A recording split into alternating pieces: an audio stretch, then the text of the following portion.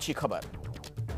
देश में कोरोना के मरीजों की संख्या अब घट रही है, लेकिन वैक्सीन की कमी से महामारी के खिलाफ लड़ाई कमजोर पड़ती नजर आ रही है। कई राज्यों में फिलहाल टीके न होने से बड़ी संख्या में वैक्सीनेशन सेंटर बंद हो गए।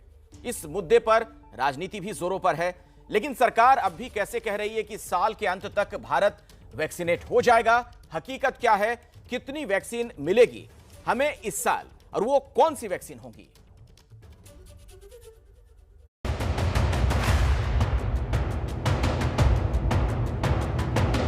देश में इस समय एक सवाल सबसे बड़ा है कि कोरोना के खिलाफ सुरक्षा का सबसे बड़ा कवच यानी वैक्सीन सबको कब तक मिलेगी। शुक्रवार को कांग्रेस नेता राहुल गांधी का केंद्र सरकार पर हमला भी वैक्सीनेशन को लेकर ही था। अगर वैक्सीनेशन इसी रेट पे चलता गया, मतलब आज के प्लान पे अगर आप चलें तो मई 24 में हिंदुस्तान की पूरी जनता का वैक्सीनेशन होगा। अगर इस रेट पे वैक्सीनेशन चलता गया तो थर्ड वेव आएगी, फोर्थ वेव आएगी, फिफ्थ वेव आएगी। क्यों आएगी? क्योंकि आपका वायरस बदल जाएगा। वैक्सीनेशन पर सरकार की ठोस प्लानिंग न होने के राहुल गांधी के आरोपों के जवाब में केंद्रीय मंत्री प्रकाश जावड़ेकर ने पलटवार करते हुए कहा कि साल के अंत तक पूरा देश वैक्सीनेट हो जाएगा। स्वास्थ्य विभाग ने दिसंबर तक 216 करोड़ डोसेस यानी 108 करोड़ लोगों का वैक्सीनेशन कैसे होगा, इसका पूरा खाका दिया है। तो ये समझ लेना कि भारत का वैक्सीनेशन 2021 में ही दिसंबर के पहले पूरा होगा। दरअसल सरकार ने तो 2 हफ्ते पहले ही साल के अंत तक वैक्सीन की 216 करोड़ डोज की बात कह दी थी। देश को जितनी भी वैक्सीन उपलब्ध होनी है, कुछ प्रोक्योर हो चुकी है, कुछ के प्रोक्योरमेंट के ऑर्डर्स हो चुके हैं, कुछ प्रोक्योरमेंट की पाइपलाइन में है, चाहे वो सेंट्रल गवर्नमेंट के माध्यम से हो, चाहे वो स्टेट गवर्नमेंट्स के माध्यम से हो, चाहे वो स्टेट गवर्नमेंट्स प्लस प्राइवेट अस्पतालों का शेयर हो। ये जो सारी मिलाकर जो डोजेज हैं, जिसमें से मैंने कहा कि 18 करोड़ डोजेज भारत के अंदर ऑलरेडी दी जा चुकी हैं, ये जो डोजेज की संख्या है ये करीब 51.6 करोड़ बैठती है। यानी जुलाई 31 तक देश को 51.6 करोड़ डोजेज जो है ये उपलब्ध हो जाएंगी, और उसमें से 18 करोड़ डोजेज हम अभी ऑलरेडी लगा चुके हैं। इसी हफ्ते की शुरुआत में खबर आई कि कुछ विदेशी वैक्सीन कंपनियों ने साल के अंत तक वैक्सीन देने से इनकार कर दिया है। ये कंफ्यूजन क्यों फैला, आइए आपको बताते हैं। दरअसल केंद्र सरकार ने 19 अप्रैल को राज्यों को सीधे विदेशी कंपनियों से वैक्सीन खरीदने की छूट दे दी, जिसके बाद दिल्ली, यूपी, पंजाब समेत 9 राज्यों ने 29 करोड़ वैक्सीन डोज खरीदने के लिए ग्लोबल टेंडर जारी कर दिए, लेकिन इनको वैक्सीन नहीं मिली। खबर आई कि अमेरिकी कंपनी मॉडर्ना ने पंजाब को वैक्सीन देने से इनकार कर दिया। वहीं फाइजर ने दिल्ली सरकार से कहा कि वो केंद्र सरकार को ही वैक्सीन देगी। सूत्रों के मुताबिक ज्यादातर राज्यों ने कंपनियों को 3 से 6 महीने के अंदर टीकों की सप्लाई देने की मांग की थी, लेकिन विदेशी वैक्सीन कंपनियों ने कहा कि दुनिया भर में टीकों की मांग बेहद ज्यादा है और जनवरी 2022 से पहले वो टीका देने की स्थिति में नहीं है। और यहीं से फैला कंफ्यूजन। लगा कि साल के अंत तक तो टीके आ ही नहीं पाएंगे, लेकिन ये मनाही तो राज्यों के टेंडर पर की गई थी। केंद्र सरकार के आंकड़ों में ये गिनती शामिल नहीं थी। दरअसल दुनिया भर में टीकों का ऑर्डर देश की सरकार यानी केंद्र सरकार ही देती है। मिसाल के तौर पर अमेरिका में पूरी तरह वैक्सीनेटेड तकरीबन 37% से ज्यादा आबादी से मास्क तक हटाने को कह दिया गया। इस मकाम तक अमेरिका इसलिए पहुंचा क्योंकि अमेरिकी राष्ट्रपति जो बाइडेन ने अमेरिका में वैक्सीन बनाने और वितरण में आने वाली रुकावटें हटा दी थी। साथ ही फाइजर और मॉडर्ना को टीकों के उत्पादन और आपूर्ति के लिए अरबों डॉलर की मदद की थी। यूं तो भारत सरकार कह रही है कि हम टीकाकरण में अमेरिका के बाद दूसरे नंबर पर हैं, लेकिन अगर आंकड़ों पर नजर डालें तो अमेरिका की 40% आबादी को टीके की दोनों डोज मिल चुकी हैं, जबकि भारत की सिर्फ 3% आबादी को ही दोनों डोज मिली हैं। अगर यही आंकड़ा नंबर में देखें तो अमेरिका में 13.4 करोड़ लोगों को दोनों डोज मिल चुकी हैं, जबकि भारत में ये आंकड़ा 4 करोड़ 26 लाख ही है। यानी टीकाकरण में भारत अभी वाकई बहुत पीछे है। जरा सोचिए कि अमेरिका के 50 राज्य अपने अपने लिए वैक्सीन का ऑर्डर करते तो कितना कंफ्यूजन होता और कितनी देरी होती, लेकिन ऐसा होने नहीं दिया गया। लेकिन भारत में ये कंफ्यूजन हुआ और वैक्सीन आने में देर हुई। लेकिन भारत सरकार अभी भी अपने दावे पर टिकी हुई है कि साल के अंत तक 200 करोड़ से ज्यादा वैक्सीन डोज उपलब्ध होंगी। कैसे होंगी, आइए आपको बताते हैं। देश में फिलहाल कोविशील्ड, कोवैक्सीन और रूसी वैक्सीन स्पुतनिक वी के इस्तेमाल को ही मंजूरी है। वहीं अमेरिकी कंपनी फाइजर से भारत सरकार की बातचीत लगातार जारी है। सूत्रों के मुताबिक फाइजर भारत सरकार से कानूनी संरक्षण के लिए इंडेमनिटी बॉन्ड साइन करने को कह रहा है, जिसके मुताबिक अगर फाइजर वैक्सीन से देश में कोई साइड इफेक्ट होता है तो फाइजर पर केस नहीं चलाया जाएगा। सूत्रों के मुताबिक भारत सरकार ऐसा करने से इनकार कर रही है क्योंकि कोवैक्सीन या कोविशील्ड बनाने वालों को भी सरकार ने ऐसी छूट नहीं दी है। लेकिन अब उम्मीद जगी है कि फाइजर के साथ भी सरकार की बात बन सकती है और फाइजर की वैक्सीन जल्द भारत आ सकती है। जो आप केवल राज्यों की बात कर रहे हैं, इवन केंद्र भी इसके साथ में शामिल है और उन्होंने सबने मिलके जो है मॉडर्ना और फाइजर कंपनी इनसे बात की है और इसमें पता चला है कि ऑलरेडी ये कंपनीज ओवरबुक्ड हैं फॉर द वैक्सीनेशन। परंतु ये भी मैं कहना चाहूँगी कि अभी ज़्यादा से ज़्यादा लोग यूएसए में वैक्सीनेशन लगवा चुके हैं और सिमिलरली यूके में भी काफ़ी प्रोपोर्शन को वैक्सीन लग चुका है। जहाँ तक हम यूनाइटेड स्टेट्स ऑफ अमेरिका की बात करें तो ये स्थिति आ गई है कि vaccine over the counter available है, परंतु लोग नहीं लगवा रहे। परंतु क्योंकि सप्लाई चेन मैनेजमेंट के अंतर्गत वो वैक्सीन जो है ऑलरेडी डिफरेंट सप्लाई चेन्स को जा चुका है, इसलिए उनके लिए इकट्ठा करना मुश्किल है। अब तक चल रहे टीकाकरण अभियान के लिए 35.6 करोड़ वैक्सीन डोज दी गई हैं, जिनमें से 27.5 करोड़ कोविशील्ड और 8 करोड़ कोवैक्सीन है। सरकार को उम्मीद है कि अगस्त के बाद हालात बहुत बेहतर होंगे, यानी 3 महीने बाद अगस्त से दिसंबर तक भारत में ये 216 करोड़ वैक्सीन इस तरह से होंगी। Covishield 75 crore, Covaxin 55 crore, Biological E की 30 करोड़ डोज, जाइडस कैडिला की 5 करोड़, नोवावैक्स की 20 करोड़, भारत बायोटेक की नेजल वैक्सीन की 10 करोड़ डोज, जेनोवा की 6 करोड़ और स्पुतनिक की 15.6 करोड़ डोज। ध्यान रहे, इस लिस्ट में वो वैक्सीन शामिल नहीं है जिन्हें अमेरिका, यूके, जापान, यूरोपियन देश या विश्व स्वास्थ्य संगठन से इमरजेंसी इस्तेमाल की मंजूरी मिली है।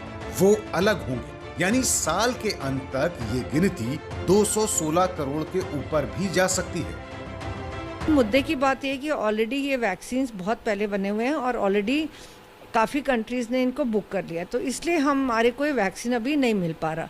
परंतु मैं ये कहूँगी कि हमें बेसिकली जो है इनकी तरफ ना देखते हुए हमारी जो अपनी इंडिजिनस प्रोडक्शन है, यानी कि अपनी प्रोडक्शन जो है, जैसे कि हम भारत बायोटेक की बात करते हैं, उसके पेटेंसी राइट्स हम बाकी कंपनीज़ को, एटलीस्ट 3 कंपनीज़ को देके हम उसकी प्रोडक्शन को हम बढ़ा सकते हैं। सीरम इंस्टीट्यूट ऑफ इंडिया भी अभी तक हमारे को 70 मिलियन डोजेस दे रहा है, जो कि करीबन 40 मिलियन के करीब और बढ़ाएगा तो 110 मिलियन, यानी कि 1100 लाख के करीब हमारे पास वो भी हो जाएंगी। और इसी तरह से 40 मिलियन के करीब हमारी भारत बायोटेक की बढ़ेगी। अगले महीने के अंत में मैं कहूँगी कि हमारे पास में ज़ाइकोविड कैडिला की भी वैक्सीन आ जाएगी, जो कि डीएनए वैक्सीन है, जो हमारी अपनी वैक्सीन है, और प्लस साथ में स्पुतनिक वैक्सीन ऑलरेडी आ चुकी है। तो इस तरह से अगर हम देखें तो करीबन दिसंबर में हमारे पास में जो है भारत के पास में 261 से लेकर 262 करोड़ तक हमारे पास में वैक्सीन की डोजेज होंगी। इसके अलावा सरकार वैक्सीन के प्रोडक्शन को बढ़ाने में जुटी हुई है, लेकिन जिस तरह से रोजाना वैक्सीन की किल्लत की खबरें सामने आ रही हैं, ये सिर्फ बातें ही लगती हैं। अब बस लोगों को उम्मीद है कि ये सरकारी दावे सही साबित हो जाए, ताकि अगली लहर आने से पहले लोगों को वैक्सीन लग चुकी हो। कोरोना से जंग में वैक्सीन सबसे बड़ा हथियार है। देश की 2/3 से ज्यादा आबादी को वैक्सीन लगने पर ही हर्ड इम्यूनिटी विकसित होने की बात कही जाती है। आखिर दुनिया में किस रफ्तार से हो रहा है टीकाकरण और भारत इस मुकाबले में कहां है? भारत की कितनी फीसद आबादी को अभी तक लगा है टीका? आइए हम आपको बताते हैं। ये देखिए, आपके सामने आंकड़े हैं। चीन में 146 दिनों में 60 करोड़ डोज दी गई। आबादी यहां पर 18% जिसे वैक्सीनेट किया जा चुका है। अमेरिका की बात करें तो यहां आप देखिए 162 दिनों में 29 करोड़ डोज दी गई, यानी 40% आबादी को वैक्सीन दी गई है। और अपने देश भारत में 131 दिनों में 21 करोड़ डोज दी गई हैं इस वैक्सीन की, और इस तरह से 3% आबादी को वैक्सीन दी गई। एक बड़ी खबर आपको बता दें, टीके को बढ़ावा देने के लिए यूपी के इटावा जिला प्रशासन ने एक अनोखा तरीका अपनाया। इटावा प्रशासन ने फैसला किया कि शराब की दुकान पर सिर्फ उन्हें ही शराब बेची जाएगी जो अपना वैक्सीनेशन कार्ड दिखाएंगे। फैसले के मुताबिक वैक्सीनेशन कराने वाले ही शराब खरीद पाएंगे। बिना वैक्सीनेशन कार्ड के शराब नहीं खरीद पाएंगे इटावा के लोग। इटावा के सेफई इलाके में शराब के ठेकों और शराब की दुकानों पर इस आदेश के पोस्टर तक चिपका दिए गए हैं। तो वैक्सीनेशन कार्ड के बिना लोग अब शराब खरीद नहीं पाएंगे। प्रशासन की तरफ से यह अनोखा तरीका इजाद किया गया है। शराब के ठेकों पर बाकायदा इससे संबंधित पोस्टर चिपकाए गए हैं। इटावा में बिना वैक्सीनेशन कार्ड के शराब खरीद नहीं पाएंगे लोग। और इस बीच एक और बड़ी खबर महाराष्ट्र से, जहां लॉकडाउन 15 दिन बढ़ा दिया गया है। सीएम ने कहा कि अगले 15 दिनों तक लॉकडाउन बढ़ा रहे हैं। जिला स्तर पर आने वाले दिनों में समीक्षा करेंगे।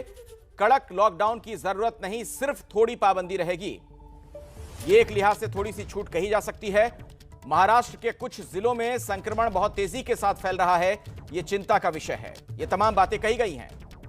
तो महाराष्ट्र में लॉकडाउन 15 दिनों के लिए और बढ़ा दिया गया।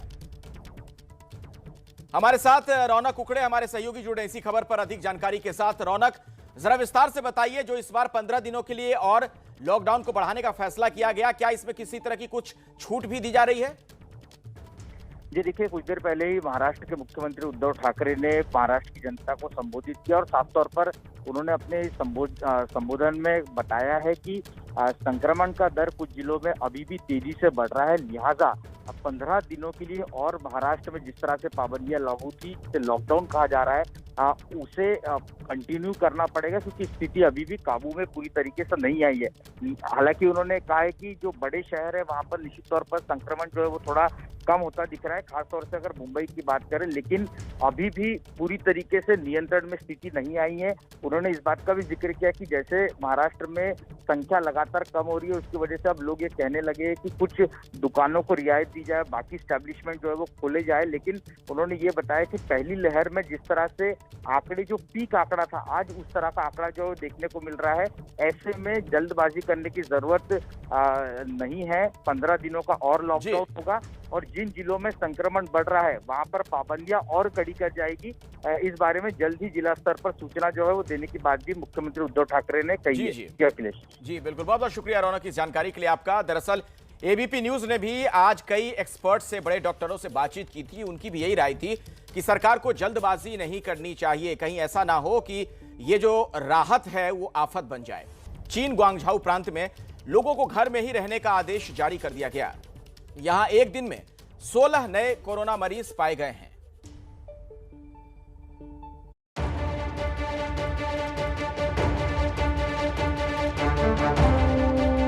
चाहे कोरोना दुर्घटना से फैला हो या जानबूझकर, लेकिन जहां से पैदा हुआ वहां इसने उतनी तबाही नहीं मचाई जितनी कि Bharat, America, UK, Italy, Germany और दुनिया के बाकी देशों में मचाई।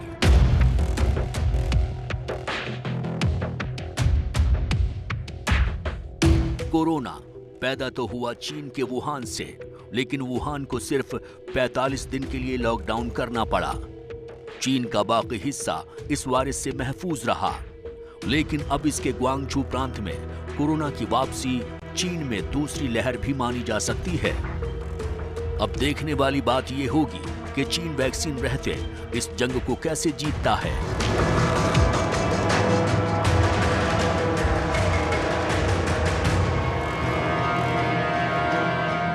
चीन में अकेले शनिवार को कोरोना वायरस संक्रमण के 16 नए मामलों की पुष्टि हुई है।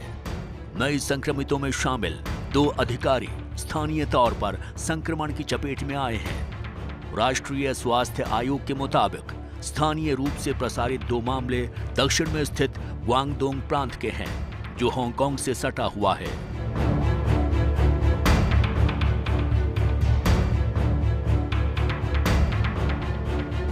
आयोग ने बताया कि संक्रमण के अन्य मामले संभवतः विदेशों से संक्रमित होकर आए लोगों के हैं।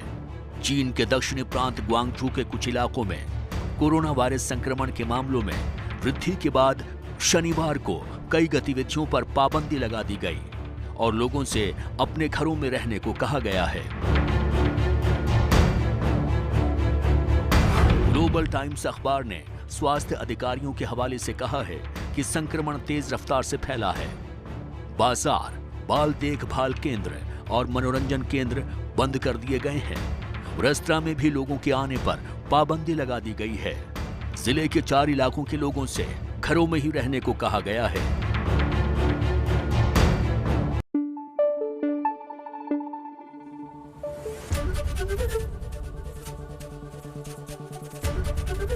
एबीपी न्यूज आपको रखे आगे।